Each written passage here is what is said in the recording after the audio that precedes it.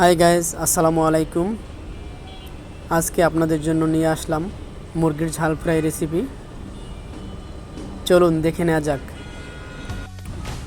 প্রথমেই আমি 5 কেজি পরিমাণের মুরগির মাংস ছোট ছোট টুকরো করে ভেজে নিয়েছি। মুরগি ভাজা যে তেলটি ছিল সেই তেলের মধ্যে 1 কেজি পরিমাণে পেঁয়াজ কুচি বাদামি করে ভেজে নিলাম। পেঁয়াজটি বাদামি হয়ে গেলে 2 টেবিল চামচ আদা ও 1 টেবিল চামচ রসুন বাটা দিয়ে দিলাম। এরপর হলুদ 1 টেবিল চামচ, মরিচের গুঁড়া 2 টেবিল চামচ, অথবা ঝাল যে যেমন পছন্দ করেন স্বাদ মতন দিবেন। একটু ঝাল বেশি হলেও সমস্যা নেই। এর মধ্যে লবণ ও গরম মশলা মিক্স দিয়ে দিলাম। এরপর আমি 5 থেকে 7 মিনিট ভালোভাবে কষিয়ে নিলাম। যতক্ষণ না তেলটি বের হচ্ছে ততক্ষণ পর্যন্ত আমরা কষাবো। আর একটু ভালোভাবে কষানোর জন্য একটু পানি মিক্স করে নিলাম। এরপর ধারাবাহিকভাবে আরও 5 থেকে 7 মিনিট কষাবো যতক্ষণ না স্মেল বের হচ্ছে।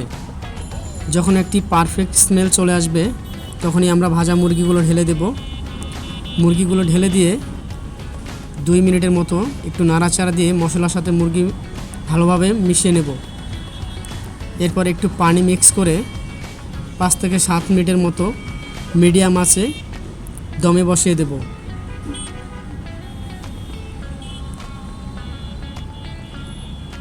দম শেষে এসে আবার একটু কষিয়ে নেব, পানিটি টানিয়ে নেব। একদম পারফেক্টলি মাখা মাখা হয়ে গেলেই নামিয়ে দেব। হয়ে গেল সুস্বাদু মুরগির ঝাল ফ্রাই। ভিডিওটি ভালো লাগলে সাবস্ক্রাইব করে পাশে থাকবেন।